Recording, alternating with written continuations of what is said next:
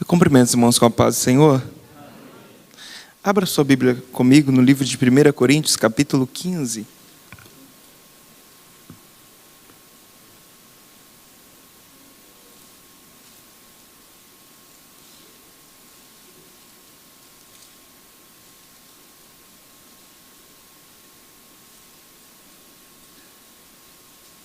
Versos 51 e 52. Enquanto você abre a Bíblia, eu agradeço a Deus pelo privilégio desta oportunidade. Nesta noite nós encerraremos a nossa sequência de estudos sistemáticos, do livro de Apocalipse, ou melhor, da matéria de escatologia. E como já fiz na quinta-feira passada, quero agradecer a Deus e também ao nosso pastor pela confiança em me ceder a sua tribuna. Que Deus lhe abençoe muito, me sinto muito feliz em poder servir a essa igreja. Diz o seguinte a palavra do Senhor, 1 Coríntios capítulo 15, versículos 51 e 52. Eis que vou lhes revelar um mistério, nem todos dormiremos, mas todos seremos transformados, num momento, num abrir e fechar de olhos, ao toque da última trombeta. Sente-se, adorando a Deus, em o nome de Jesus. Como está lá no telão, se depois você puder apagar a luz, fica mais visível. Nós vamos falar hoje sobre o arrebatamento e, se Deus nos der a graça, encerrarmos na ceia das bodas do Cordeiro. Que hino tremendo, os hinos que foram louvados, o hino que a irmã cantou. A irmã cantou tudo que nós vamos ensinar aqui, com ênfase bíblica e tudo. Desde o primeiro dia, estou ensinando com o meu livro, Os Mistérios do Tempo do Fim, o livro que escrevi sobre escatologia, então ele tem sido a base dos nossos estudos por todos esses dias. Desde o primeiro dia, abordamos aqui, os que acompanharam, a escatologia sistemática, que é desde a criação do homem e a criação da sua alma no Gênesis, até então os acontecimentos proféticos e então o Novo Testamento, o Calvário do Cristo, e agora estamos falando sobre o arrebatamento. Eu não vou fazer um resumo como fiz nos outros dias, porque hoje pode se delongar muito e eu quero remir o tempo. Então, o arrebatamento, com certeza, para a maioria dos cristãos, é um dos eventos mais aguardados, mais esperados. Todos que estão aqui dentro hoje e os irmãos que nos assistem pela internet já ouviram falar sobre o arrebatamento. E todos os que seguem a Cristo, os que professam uma fé cristã, estão ansiosos por esse acontecimento. Muitas vezes o nosso materialismo excessivo e a nossa sede da vitória, e por que não dizer a falta do conhecimento, faz com que a gente pare de desejar esse momento. Ou que a gente, por algum momento, esqueça que isso vai acontecer. Ou quem sabe, eu já vi muita gente dizer, duvide que isso vai acontecer. É claro que é negligenciado em muitas igrejas esse ensino pela sua complexidade. E algo que não te é lembrado é esquecido pelo teu intelecto. Mas que o Espírito Santo nos ajude a nunca esquecer. Breve, a última trombeta soará, aleluia, e Jesus arrebatará a sua igreja. No primeiro século, a igreja primitiva era apaixonada pelo arrebatamento. No primeiro século, a igreja primitiva era apaixonada pela matéria escatológica. Tanto que você vai ver Paulo, e como nós estamos estudando desde o primeiro dia, citando em todas as suas cartas algo sobre o arrebatamento e sobre a volta de Jesus. Você vai ver Paulo na ceia do Senhor falando sobre o arrebatamento. Era tão patente, era tão evidente o amor mais ao céu do que ao material, que você sabe muito bem que o livro de Atos vai dizer que os crentes novos convertidos da igreja primitiva, aonde Pedro era o pastor presidente, eles vendiam tudo. Vendiam todas as propriedades. Porque para eles a volta do Cristo era iminente. Eles dormiam e acordavam esperando ouvir o toque da trombeta, aleluia. Que o Espírito Santo não tire de nós essa esperança. Que essa esperança também reine no seu coração.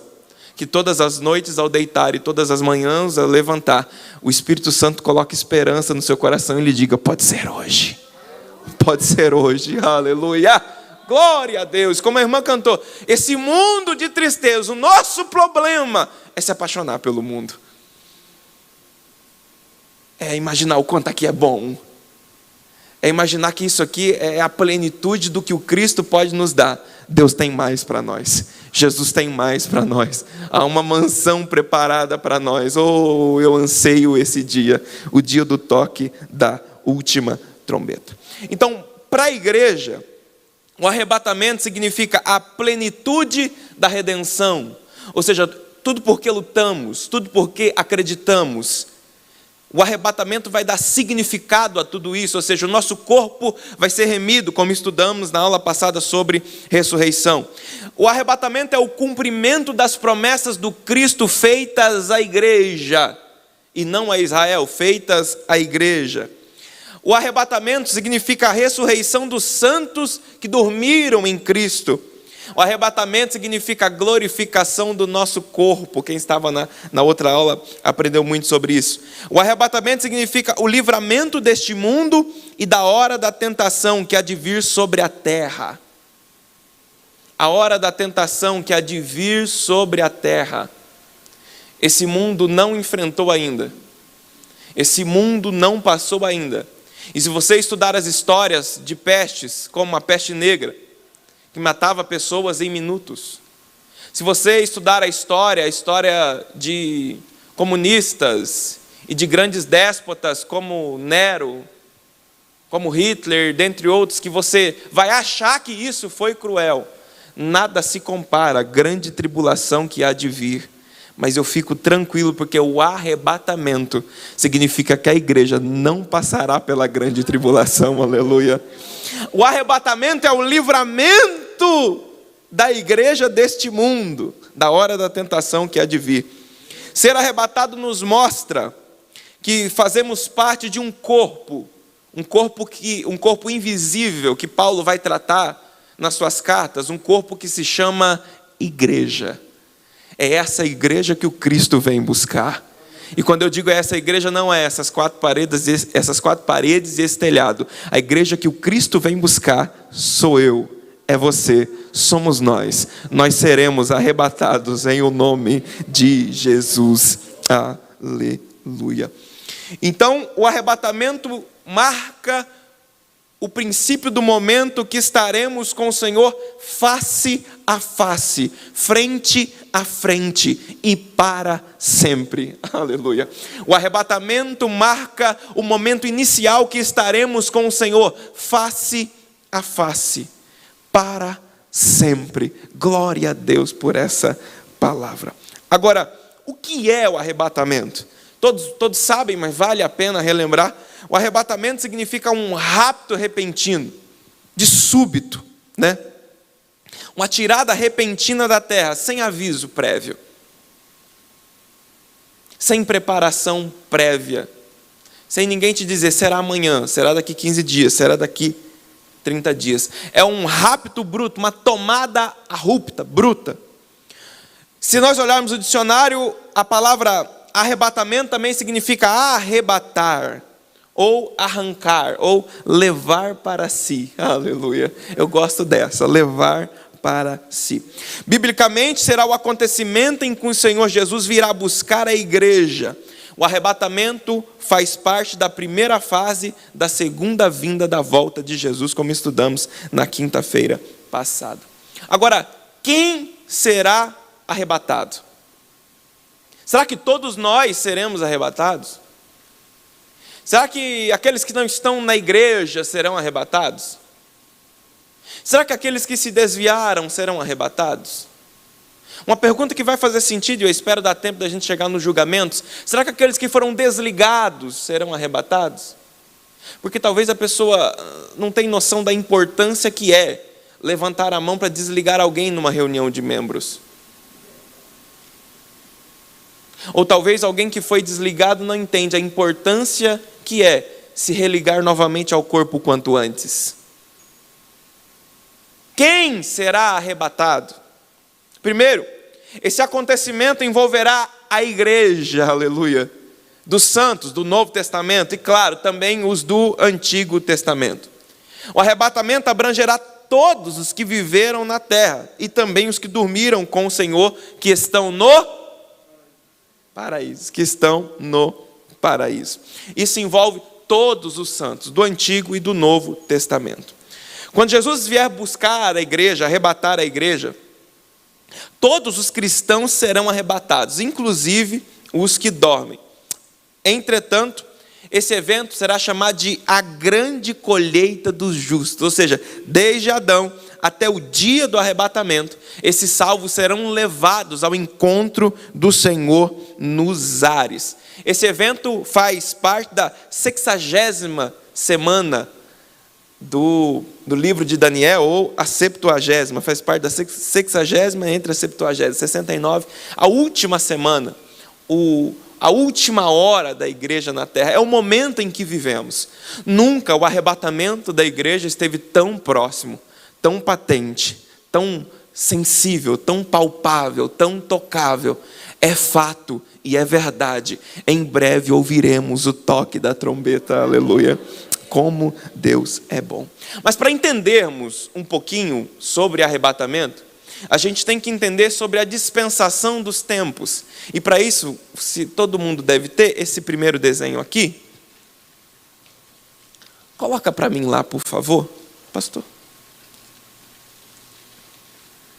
Nós temos que aprender sobre as dispensações, senão eu não entendo arrebatamento. Senão eu não entendo a cronologia dos fatos. Como eu disse na quinta passada, o irmão me perguntou: se todo mundo vai ser arrebatado, quem que vai ficar na terra no milênio? Se todo mundo vai morrer na tribulação, quem que vai ficar no milênio? Se todo mundo vai ser arrebatado, para que precisa de graça no milênio? Se a salvação é pela graça, como as pessoas serão salvas na grande tribulação e no milênio? Se eu entendo dispensação, eu não faço essa pergunta, porque eu sei que a graça foi retirada. Eu sei que o tempo da graça acabou. Então é importante que nós aprendamos, pelo menos o básico hoje, sobre dispensação. O que é dispensação ou dispensacionalismo? É um estudo muito útil para a escatologia e para você entender a Bíblia num todo. E é importante que a gente entenda essa separação de tempos, para saber em que momento, quando aconteceu, quando irá acontecer e por que acontecerá. Então, o dispensacionalismo foi criado tendo em vista facilitar a compreensão da administração do controle divino, ou seja, o desenrolar da história humana. No estudo das dispensações, a história da humanidade é dividida em 7 épocas. Você tem aí a eternidade passada, e então a gente chega no Gênesis, que é a inocência. A dispensação da inocência é em Gênesis 1, versículo 1, quando Deus vai criar o homem, no princípio de todas as coisas. Depois a gente tem a segunda dispensação chamada consciência, onde o homem então peca, e através desse pecado ele adquire então a consciência. Você vai ter aí escrito dilúvio, e eu coloquei aí só para você depois ver em outro lugar e não dizer que você não aprendeu. Nós, assembleianos, pentecostais, de confissão pré-tribulacionista e dispensacionalista, não cremos na dispensação diluviana. Então nós não consideramos essa, certo? Nós não consideramos o dilúvio uma dispensação. Não, ele é neutro, então ele fica aqui. O que não muda, mesmo que a gente considerasse, quem considera a dispensação diluviana como a segunda. Então, da terceira para frente, nada muda, só que nós não consideramos. Consideramos a primeira, a inocência, a segunda, consciência, a terceira, governo humano, que é após o dilúvio, onde Noé vem, a quarta, patriarcal, e aqui a gente já tem Abraão, Gênesis 12, e depois teremos a quinta dispensação, que é a lei, e aqui nós temos Moisés, já com a lei, e aí nós temos a sexta dispensação, e nessa estamos nós. Graça. Aleluia. Graça. E você vê após aí, acima do número, deixa eu ver como está lá. Está muito bom lá. Acima do número 6, a cruz. E a cruz dá o início da dispensação da graça. Glória a Deus por essa palavra. Uma dispensação antes da graça, o homem vivia pela lei, ou seja, tentava viver. Tentava viver. Eu vejo gente hoje, na dispensação da graça, tentando viver no tempo da lei, é impossível. Então hoje nós vivemos na dispensação da graça, ou seja, onde começa a dispensação da graça? A dispensação da graça começa no Calvário, aleluia, glória a Deus. E você vê que da dispensação número 4, que é a patriarcal, até a graça, essa dispensação falava sobre Israel. E aqui não existia igreja, só existia uma promessa: vai nascer um. Vai nascer um. Um menino nos nasceu. Eles falavam do nome dele, eles falavam que ele passaria. Então havia uma promessa que dizia respeito a Israel. E ele veio para os que eram seus, mas os seus o rejeitaram. E por isso também chamada de a dispensação dos gentios, onde nós, por direito de herança, nos conseguido na cruz do Calvário, vivemos hoje na dispensação da graça. Aleluia. Glória a Deus. Aleluia. 5 dispensações já se passaram. Uma está em andamento e a última ainda acontecerá. Se você olhar no desenho abaixo, sobre a separação da história da humanidade em 7 dispensações, eternidade passada, eternidade futura. E temos as 7 dispensações e estamos vivendo a 6ª dispensação. Os textos bíblicos, depois eu posso mandar para o pastor mandar no grupo, para você encontrar onde se separam certinho as dispensações. A dispensação da graça termina com a ressurreição dos santos do Antigo Testamento e do Novo Testamento. Então, por que a gente estuda dispensação? Porque eu tenho que entender que essa dispensação da graça acaba quando a trombeta toca.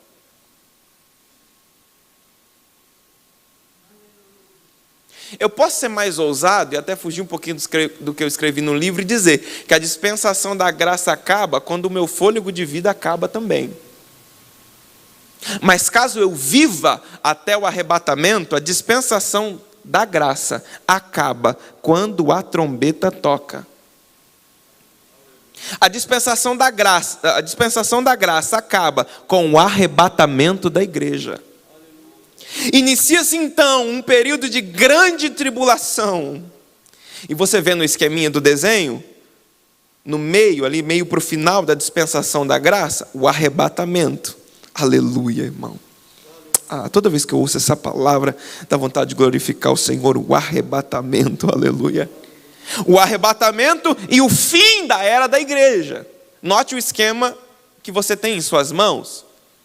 O arrebatamento, já findando o período da graça, e quando o arrebatamento acontece, finda-se então a igreja. Finda-se o período da igreja na terra.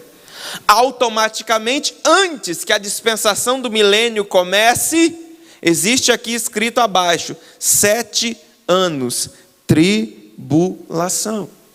2 Tessalonicenses, capítulo 2, versículo 6, diz o seguinte, a palavra do Senhor: e agora vós sabeis o que o detém, para que o seu próprio tempo seja manifestado, porque já o mistério da injustiça opera.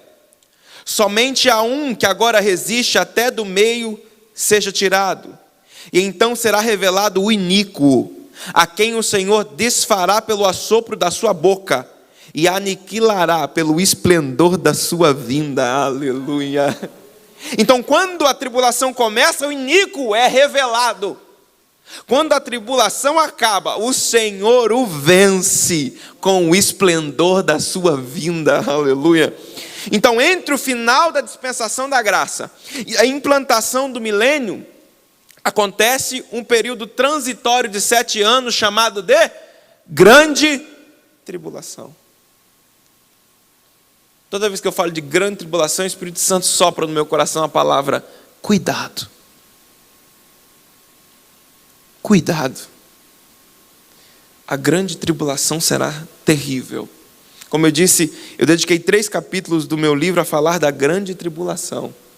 E o quanto ela vai ser terrível. E o quanto ela vai ser terrível. Eu sei que eu vou falar mais à frente, mas quando você escuta eu citando ao toque da última trombeta, é aí que muita gente se confunde. E ele lê as 7 trombetas que tocam no Apocalipse, diz: a igreja só vai ser tirada no toque da última, e agora? Mas quando a Bíblia cita a última trombeta, não é a trombeta do Apocalipse. É a última trombeta que a igreja ouvirá. E depois toca-se a primeira, que o mundo todo ouvirá. Então a igreja não tem trombeta. A igreja não tem taça. A igreja não tem selo.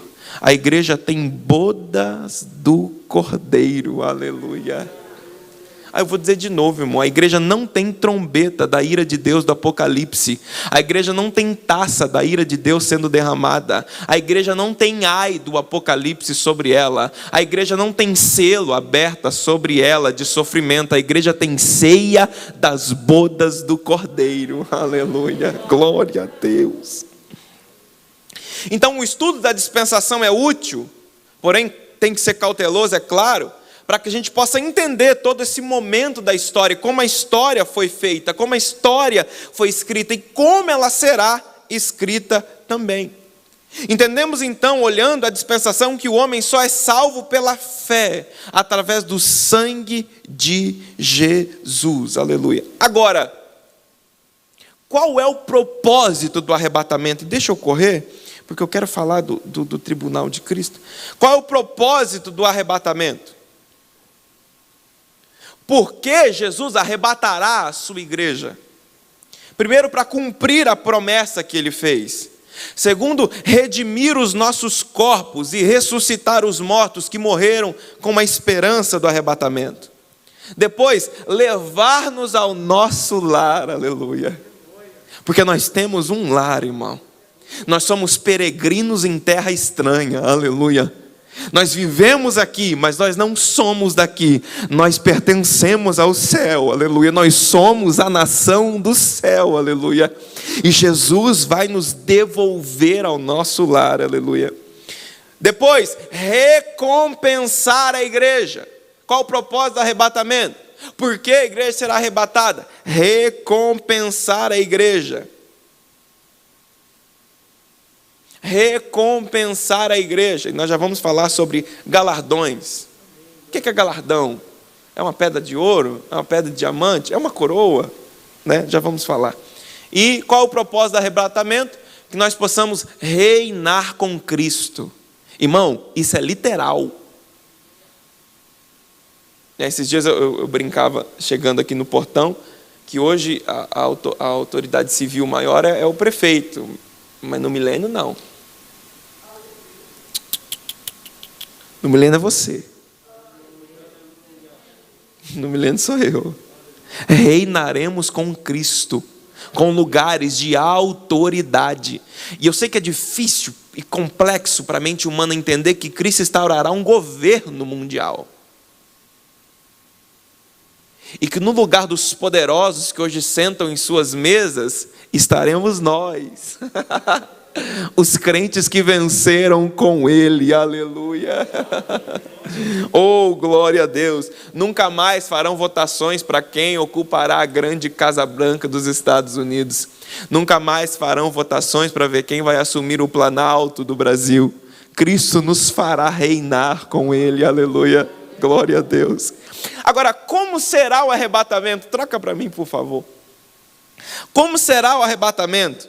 E na figura que há em suas mãos e aparece agora no telão, há um esquema preparado e pronto para que você entenda o arrebatamento. De fácil compreensão, para que você não tenha mais dúvidas. Depois, se o pastor permitir, vou encaminhar ele para que ele mande lá no grupo, para os irmãos poderem baixar no seu celular e guardar.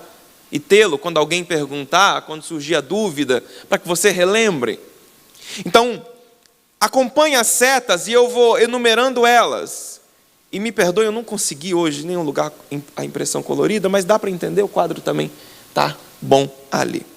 Então, a trombeta tocará para o arrebatamento e a ressurreição. E eu amo esse texto, irmão, então eu vou falar ele de novo. 1 Coríntios, capítulo 15, versículo 52. Num momento, glória a Deus, num abrir e num fechar de olhos, ante a última trombeta, Maranata, porque a trombeta soará e os mortos ressuscitarão incorruptíveis e nós seremos transformados. Porque você escuta, os mortos ressuscitarão, você já pensa numa caveira, né, se levantando igual filme de zumbi que você assistiu a vida toda aí. Incorruptíveis, aleluia, porque o meu Senhor não faz obra de qualquer jeito, Ele faz obra completa. Ressuscitarão incorruptíveis, aleluia. 1 Tessalonicenses 4,16, porque o mesmo Senhor descerá do céu com alarido e com voz de arcanjo, e com a trombeta de Deus, e os que morreram em Cristo ressuscitarão primeiro, aleluia. Então, no tópico 1, você vai ver os tronos. Tudo bem? Você está vendo o trono lá em cima? Ok? No seu desenho, o trono. Jesus desce para encontrar a sua igreja. Então, lembra que Jesus, depois de ficar 40 dias do esqueminha da terceira aula, ele vem e depois quando ele sobe, ele vai para esse trono. Ele vai encontrar o Senhor e vai sentar à destra do Pai. Aleluia. Então é nesse momento que ele sai e ele vem para os ares. Isso, nesse aí, perfeito. Ele vem, essa é a continuação desse aí. Ele vem para os ares. Para quê? Para encontrar a sua igreja. A trombeta toca, ele desce e a gente sobe. Glória a Deus, aleluia. Então, só uma observação rápida para você entender. Trombeta, trombeta, trombeta, trombeta, trombeta. O que isso tem a ver? Para os judeus, o toque da trombeta era importante no cotidiano diário. Então, o toque da trombeta indicava, primeiro, solenidades. Eu não vou ler os textos por causa do tempo. 2 Crônicas, capítulo 29, versículo 26 e 28. Depois, a trombeta tocava para proclamar a guerra. Números, capítulo 10, versículo 9. A trombeta tocava para a manifestação do poder e da vontade de Deus. Êxodo, capítulo 19 e 16.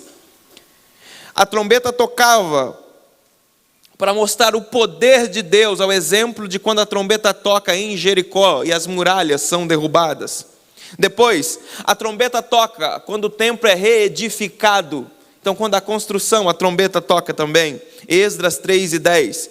E, por último, para congregar o povo e levantar acampamento. Números capítulo 10, versículo 2.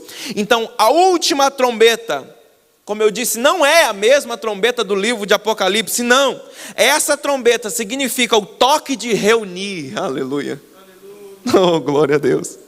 Essa trombeta significa o toque de reunir, ou também pode ser chamada de o toque do livramento, porque é o momento em que a igreja é retirada para o início da grande tribulação. Oh, glória a Deus pelo toque desta trombeta, aleluia. Então no seu esqueminha aí, vai ter o número 2, logo abaixo dos ares. A igreja vai encontrar-se com Cristo. Então o Senhor descerá do céu, onde está a destra do Pai, né, a figura número 1, e depois ele vai encontrar a igreja. E como acontece isso? Você vai ver no seu desenho um esqueminha como se fosse de um cemitério, e aí o que no esquema do arrebatamento isso significa que os que morreram em Cristo ressuscitarão primeiro já em um corpo glorioso, e imediatamente seus corpos serão transformados, como também já estudamos isso. Depois, os salvos que estiverem vivos também terão seus corpos transformados, e na subida, ao encontrar o Cristo, terão os corpos glorificados, aleluia. Nós também estudamos muito sobre isso. Note que no desenho, a subida dos que estão vivos, que é do lado de cá do cemitério, né? A subida dos que estão vivos é sem roupa. Quem estava aí na aula lembra da discussão, né? Com roupa ou sem roupa? Com os dois, irmão. Se for com roupa eu vou, se a roupa ficar eu vou subir também. No esqueminha a roupa ficou, mas não faz diferença. A gente tem que tomar cuidado para não ficar discutindo Bíblia o que não muda a nossa base de fé. Então eu quero saber se Adão teve umbigo. 2 horas de debate. 2 horas de debate. Eu creio que Deus foi lá e fez o furinho para não ficar diferente da Eva. Pronto. Não, mas não teve cordão umbilical. A ciência diz, não. O que muda? no contexto? O que muda na matéria básica de escatologia se você vai ser arrebatado com roupa ou sem roupa? É que tem gente que briga.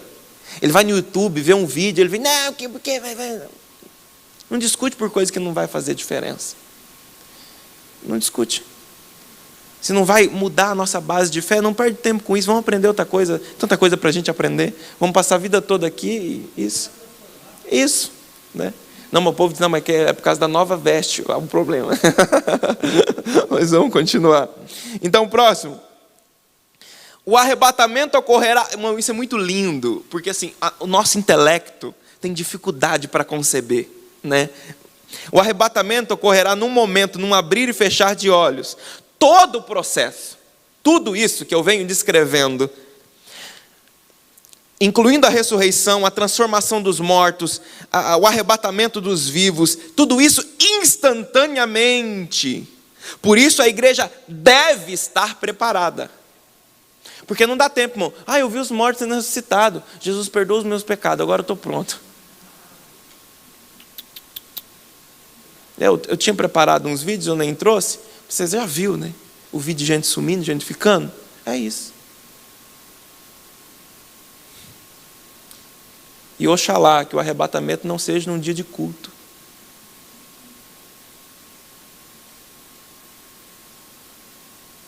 Que talvez alguém feche o olho para orar e quando abrir o olho, a igreja subiu. E você estava dentro da igreja, mas você não era a igreja. Que esse é o nosso maior problema. E a nossa maior luta com nós mesmos. E nós vamos chegar aqui no julgamento, você vai entender que a luta é com você mesmo. Sua luta não é contra a minha vida, irmão. Você não pode me salvar e nem me condenar. Aliás, você se preocupa demais com a vida dos outros. A luta é com a sua vida. Porque tem muita gente dentro da igreja que não é a igreja. Isso é um problema muito grave. Então não vai dar tempo, vai ser muito rápido. A sincronia dos acontecimentos, dos fatos, milimetricamente cronometrados, vai ser muito rápido, vai ser lindo. Então, fatos que ocorrerão logo após o arrebatamento. Antes que eu conclua o assunto, todo mundo entende? Seremos arrebatados. Glória a Deus. Aleluia, glória a Deus. Seremos arrebatados ao som da última trombeta. O Cristo descerá com alarido e voz de arcanjo e nos encontraremos com Ele nos ares. Aleluia. No momento do arrebatamento, os mortos ressuscitarão com um corpo incorruptível. Os vivos serão puxados, arrebatados da terra. Nesse impulso, o corpo já vai ser transformado. Porque na aula que estudamos sobre ressurreição, o corpo seria destruído se não fosse transformado, dado o impulso. Em um segundo ser levado até as nuvens. Mas no momento do toque da trombeta, dá o início da transformação do corpo. O corpo transformado dos que foram ressuscitados e dos que foram arrebatados se encontra com Jesus nos ares. E ao entrar na presença do Cristo, a glória que está nele, aleluia, vem sobre nós. E o nosso corpo é glorificado também. É isso que acontece, aleluia. Agora, note no texto. Note no desenho. Então, acontecem algumas coisas após o arrebatamento, fatos que ocorrem após o arrebatamento, que bom que vai dar tempo. Primeiro fato que acontece até o arrebatamento, e eu vou tentar não ler os textos para a gente chegar nos outros, mas primeira coisa que acontece pós-arrebatamento, não é ceia do Cordeiro, não é bodas. E eu quero que você preste muita atenção nisso, porque tem muito crente, irmão, com anos de Bíblia, na dúvida quando escuta esse tipo de coisa. Esse aqui, por mais condensado que seja e dá trabalho, nós estamos no 6º capítulo do livro que escrevi. E cada dia nós usamos um capítulo para ensinar, porque a matéria escatológica é difícil de compreensão, eu entendo.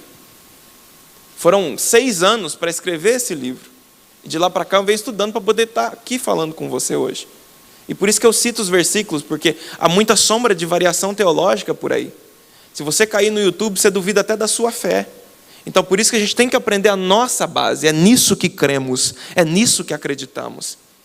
A base toda do nosso livro vem de livros da CPAD. Livros que foram passados pelo nosso Conselho Doutrinário Assembleiano. É nisso que cremos, é nisso que acreditamos. Então, após o arrebatamento da igreja, ao encontrar com Jesus nos ares, aquela comemoração, parece que o Cristo quebra o clima da festa. Não, peraí, vocês estão muito animadinhos, peraí. Agora vocês vão passar pelo tribunal de Cristo. Calma, irmão, você já foi salvo. E Jesus, graças a Deus, aleluia. Nem que seja puxado, né, como dizem por aí. Então, você já foi salvo, glória a Deus, mano, aleluia, glória a Deus. Já foi salvo, eternidade garantida. Mas vai acontecer algo chamado tribunal de Cristo. E haverá então o julgamento das obras. E esse tribunal vai ser julgado as obras de cada um individualmente. A figura 3 do nosso desenho, está escrito: a igreja comparece ante o tribunal de Cristo. Neste julgamento nós seremos avaliados. Agora, mais uma vez, não será para saber se somos salvos ou não, porque já fomos perdoados, purificados e remidos pelo sangue de Jesus, aleluia. Mas 1 Coríntios, capítulo 3, versículo 11 diz: porque ninguém pode pôr outro fundamento além do que já está posto, qual é Jesus Cristo. E se alguém sobre este fundamento formar um edifício de ouro, prata, pedras preciosas, madeira, feno e palha, a obra de cada um se manifestará. Na verdade, o dia a declarará, porque pelo fogo será descoberta, e o fogo provará qual seja a obra de cada um. Se a obra que alguém edificou nessa parte permanecer, essa receberá então o galardão. Se a obra de alguém se queimar, sofrerá vergonha. O tribunal de Cristo é chamado de tribunal de honra, também conhecido como tribunal de galardão, ou também conhecido como o tribunal da vergonha. O tribunal do detrimento, o tribunal da vergonha. Vou terminar a leitura. Se a obra de alguém se queimar, sofrerá vergonha, mas o tal será salvo, todavia pelo fogo. 2 Coríntios capítulo 5, versículo 10. Porque todos devemos comparecer ante o tribunal de Cristo, para que cada um receba segundo o que tiver feito por meio do corpo, bem ou mal. Gálatas capítulo 6, versículo 9. E não nos cansemos de fazer o bem, aleluia, porque ao seu tempo ceifaremos. E eu posso até não acrescentar, mas palavras do autor dizer, tanto aqui na terra como na glória, porque o Cristo nos recompensa. Mas ainda que não alcançamos a tão esperada recompensa terrena, se não desfalecemos, há um galardão nos esperando. Tiago capítulo 5, versículo 9. Irmãos, não vos queixeis uns contra os outros, para que não sejais condenados. Eis que o juiz está à porta. Seremos analisados se somos verdadeiramente íntimos e verdadeiros em fazer a obra do Senhor. E o resultado desse julgamento será galardão ou vergonha. É aqui que o Cristo vai mostrar para todo mundo se você fez a obra literalmente para se aparecer no bem popular, ou se você fazia mesmo porque amava o Cristo. O exemplo acho que o pastor João pregou no domingo, e disse da irmã que cantava para dirigente, algo assim. É nesse dia que o Cristo descobre se você canta ali para ele ou você se apresenta para o homem. É nesse dia que o Cristo mostra para todo mundo se as mensagens que você preparou eram para a noiva ou eram para o seu ego. É nesse dia que o Cristo mostra para todo mundo qual era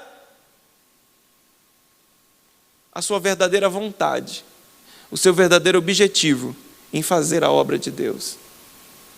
É nesse dia que você descobre se você já recebeu toda a glória aqui na terra, e a gente tem que tomar cuidado com isso, porque o nosso corpo caído e terreno quer a glória, ele quer roubar a glória de Deus. É fato, irmão. Você faz tudo. No final do congresso você está lá na porta. Quero agradecer a todos. Você não quer mais fazer nada. Onde já se viu, agradeceu a todos. Agradeceu a todos e a mim não. Porque você era A gente quer a glória. Não, você é muito crente, desculpa. Você não. Você quer fazer tudo e não quer que ninguém lembre do seu nome. É bom ser lembrado. É bom reconhecer o trabalho. É bom. E a Bíblia é clara, e Paulo escreve: a quem honra, honra. Mas se não lhe honrarem, o Cristo viu.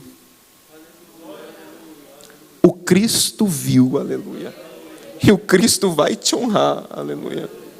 Eu amo o livro de Colossenses, repito em todo o meu seminário de fé e finanças: faça. Não como se estivesse fazendo a homens, mas a Deus. Porque do Senhor virá a recompensa. Bom, você quer que a dirigente do ciclo de oração veja, o que ela vai poder fazer por você? Do Monte Sião? Da mocidade? O pastor? A não ser te dizer: obrigado, irmão, vamos agradecer o irmão. Você fala: agradeceu eu. E acabou. E você recebeu o galardão. Agora, o Cristo tem poder para mudar a sua vida através de um trabalho que você fez na obra dele, aleluia. E assim cremos. Agora vamos lá. Então passaremos por um julgamento. Então, tipos de julgamento que existem na Bíblia. Tipos de julgamento que existem na Bíblia. Devemos observar que a Bíblia fala de vários tipos de julgamento. O primeiro, o julgamento dos pecados. Quando aconteceu? Em 33 depois de Cristo. O lugar, Calvário. O resultado, salvação para todo aquele que crê. Então o seu pecado já foi julgado no Calvário. E o resultado disso é salvação para todo aquele que crê. Aleluia. João 19:17, e levando ele às costas a sua cruz, saiu para um lugar chamado Caveira, que em hebraico chamava Gólgota, onde o crucificaram, e com ele outros dois, um de cada lado, e Jesus ao meio. E quando Jesus tomou o vinagre, disse: está consumado, e inclinando a cabeça, entregou o seu espírito. Aqui foi julgado o seu pecado. E aqui, esse está consumado significa perdão. Dívida paga, você não deve mais, você tem o céu, a porta do céu está aberta para você, aleluia. 1 Coríntios 15:3, porque primeiramente vos entreguei o que também recebi, que Cristo morreu por nossos pecados, segundo as Escrituras, e que foi sepultado e que ressuscitou ao terceiro dia, aleluia. Segundo julgamento que a Bíblia diz, o auto-julgamento do crente. Qual é a época desse julgamento? A qualquer momento, pode ser agora.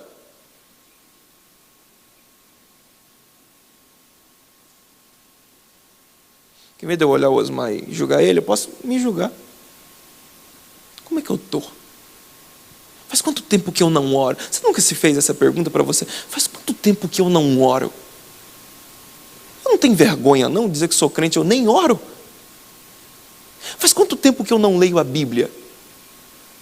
Faz um mês que eu esqueci minha Bíblia na igreja e eu lembrei porque alguém me falou. Foi só um exemplo, minha Bíblia anda comigo.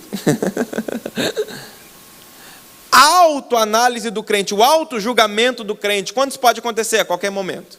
Aonde isso pode acontecer? Em qualquer lugar. Qual o resultado disso? Correção interna.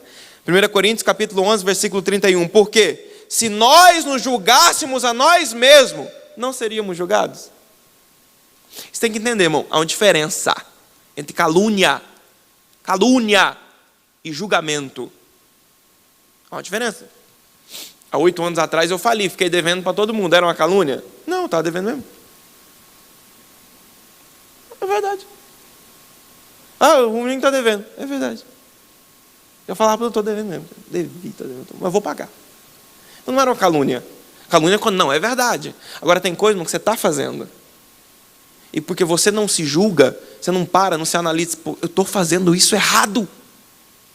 Quando você não se julga, a Bíblia diz que os outros precisam te julgar, para que o Cristo não te perca. Vou ler de novo. Porque se nós julgássemos a nós mesmos, não seríamos julgados. Mas quando somos julgados, somos repreendidos pelo Senhor. Você entendeu isso?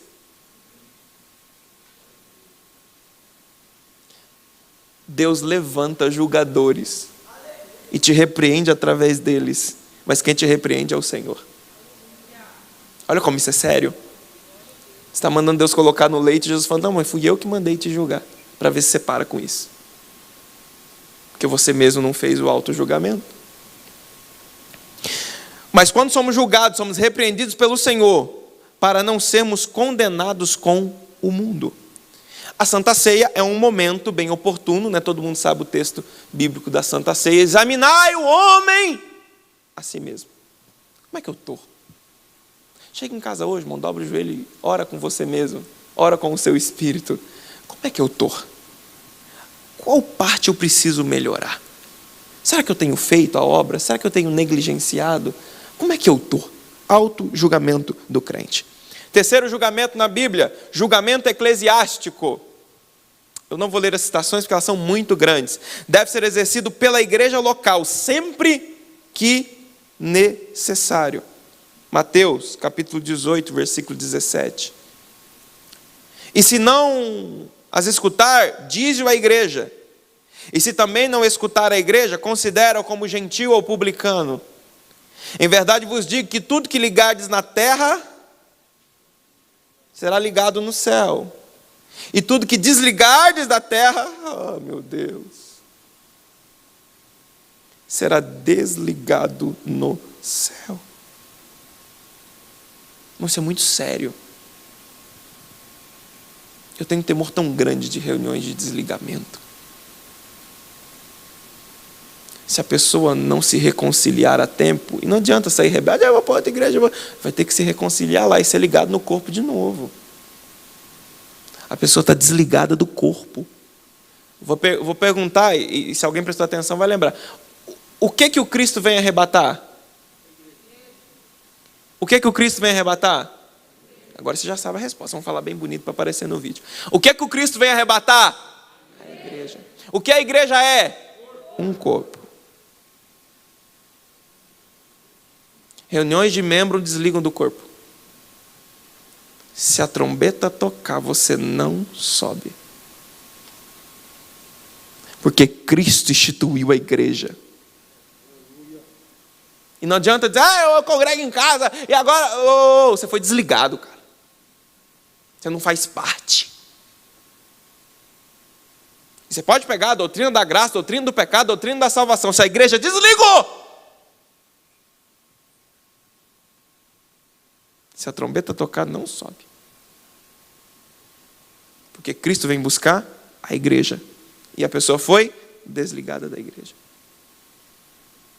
É por isso, irmão, que Deus nos livre e guarde. Mas se um dia uma desgraça dessa acontecer com qualquer um de nós que está aqui ou quem está assistindo, fica toda semana incomodando seu pastor. Pastor, eu estou pronto. Pastor, eu estou arrependido. Pastor, me liga de novo no corpo.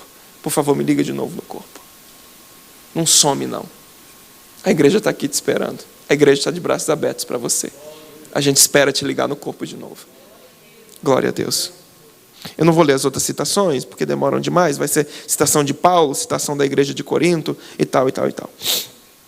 Qual é o resultado desse julgamento da igreja? Recuperação e arrependimento do pecador. Então a igreja não exclui para jogar fora. Dá para entender isso? Ei, igreja! A igreja não exclui para jogar fora ninguém. Então, pelo amor de Deus, se excluir o irmão na sexta, dá pai do céu para ele no sábado. Vai visitar ele no sábado de manhã. A igreja não exclui para jogar fora, a igreja exclui para recuperação. A gente tem que parar com isso. É um preconceito, né? A pessoa foi excluída, parece que agora ela tem lepra. Ninguém quer chegar perto, ninguém visita mais, a gente joga fora. A gente perde muita gente.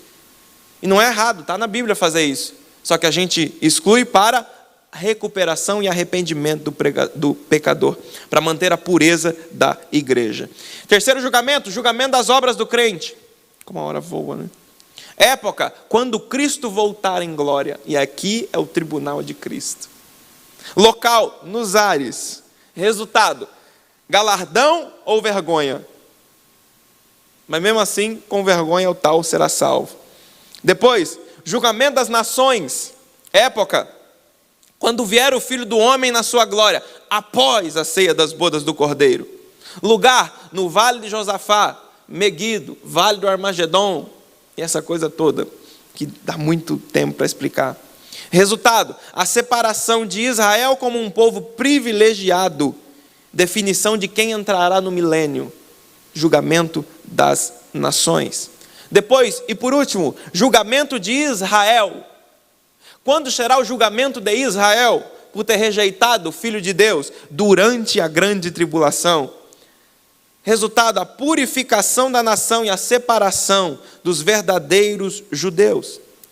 Depois, julgamento dos anjos caídos, época antes do juízo final e após o milênio, no interlúdio de tempo. O que é esse julgamento? Eu vou ter que ler um texto para você entender. 2 Pedro capítulo 2, versículo 4. Porque se Deus não perdoou os anjos que pecaram, mas havendo-os lançado no lugar de tormento, os entregou às cadeias da escuridão, ficando reservados para o juízo, grande tribulação. E o diabo que os enganava foi lançado no lago de fogo e enxofre, que é o inferno, onde está a besta e o falso profeta, e serão atormentados dia e noite para sempre. No dia desse julgamento nós estaremos já reinando com Cristo. E depois, o último, o juízo final. O grande trono branco. Quando ele acontece? Após o governo milenar do Cristo. Mas, Apocalipse capítulo 20, versículo 5. Mas os outros mortos não reviveram, até que os 1000 anos se acabaram. Quem são os outros mortos? Os que morreram sem Cristo, os que morreram sem salvação. Eles só ressuscitam depois do milênio. E esta é a primeira ressurreição. E vi um grande trono branco, e o que estava sentado sobre ele, cuja presença fugiu a terra e o céu, e não se achou lugar para eles. E vi os mortos, grandes e pequenos, que estavam diante de Deus, e abriu-se os livros. Você tem que dar um glória a Deus, irmão, porque esses livros que são seus, dos salvos, não serão abertos. Esses foram lançados no mar do esquecimento, que são os livros dos pecados. E tem outros tipos de livro que não dá tempo de falar hoje aqui. Então abriu-se os livros. Livro de pecado, mostrei todos os seus pecados. Como o pregador diz, no telão, mostrei para todo mundo os seus pecados. E depois, abriu-se outro livro. E se você não der um glória a Deus aqui, irmão, você não está entendendo o que eu estou ensinando. E qual foi o livro que se abriu? O livro da vida. E os mortos foram julgados pelas coisas que estavam escritas nos livros, segundo as obras. E deu o mar os mortos, o inferno os mortos, que nele haviam, e foram julgados cada um segundo as suas obras. Versículo 15 para encerrar. E aquele que não foi achado escrito no livro da vida, foi lançado no inferno. Graças a Deus, porque o meu nome está escrito no livro da vida, aleluia. Quem tem o nome escrito no livro da vida e pode agradecer ao Senhor por isso, glória a Deus. Onde será esse julgamento? Diante do grande trono branco. O resultado, aqueles que não foram achados o nome no livro da vida serão lançados no inferno. Condenação eterna. Deixa eu ver meu tempo, tem alguns minutos. Galardões. Então, eu estou falando de fatos que acontecem após o arrebatamento. Ainda estamos no 3 ali, no seu desenho, o tribunal de Cristo. A Bíblia nos mostra vários tipos de galardões, irmãos. Os galardões serão para os servos que comparecerem ao tribunal de Cristo. Receberão o seu galardão, 2 Coríntios capítulo 9, 6. O que semeia pouco, pouco também ceifará. E o que semeia com abundância, abundância também colherá. O problema é que a gente banalizou esse texto para pedir dinheiro, né? O irmão lê esse texto e já fala, poxa vida, já vou pegar aqui, porque... Nem faz efeito mais em nós. Lê o texto na oferta de novo. Não tem nada a ver, está falando de galardão. O que semeia pouco não é dinheiro, é o que semeia trabalho. Porque semear dá trabalho. Então, o que a Bíblia está dizendo é o quanto você tem trabalhado para o seu. Se você tem trabalhado pouco, seu galardão vai ser pequeno, vai ser de vergonha. Agora, se você tem trabalhado muito, se prepara, Deus tem um grande galardão para você, aleluia. Será distribuído pelo próprio Jesus, Apocalipse 22 e 12. E eis que cedo venho, e o meu galardão está comigo, para dar a cada um segundo a sua obra, aleluia. Tipos de galardão, eu não vou citar os textos, irmãos, por causa do tempo. Coroa da vida, Tiago capítulo 1, versículo 12. Eu vou ler que é muito bonito. Bem-aventurado o homem que suporta a tentação, porque quando for provado receberá a coroa da vida, a qual o Senhor tem prometido. Apocalipse 2:10. Não tema das coisas que há de acontecer. Eis que o diabo lançará alguns de vós na prisão, para que sejais tentados, e tereis uma tribulação de 10 dias. Ser fiel até a morte, dar-te-ei a coroa da vida. Coroa da vitória, 1 Coríntios 9:25. E todo aquele que luta de tudo se abstém, e eles o fazem alcançar uma coroa corruptível, não porém uma incorruptível. Ou seja, os que venceram o mundo e não se corromperam vão receber a coroa da vitória. Coroa da glória, 1 Pedro 5:2. Apacentai o rebanho de Deus. Eu vou encerrar aqui. Fica de pé, por favor, para eu não passar do tempo e essa porta continuar aberta para mim. Mas essa aqui, eu vou até aqui. 1 Pedro 5:2. Coroa da glória.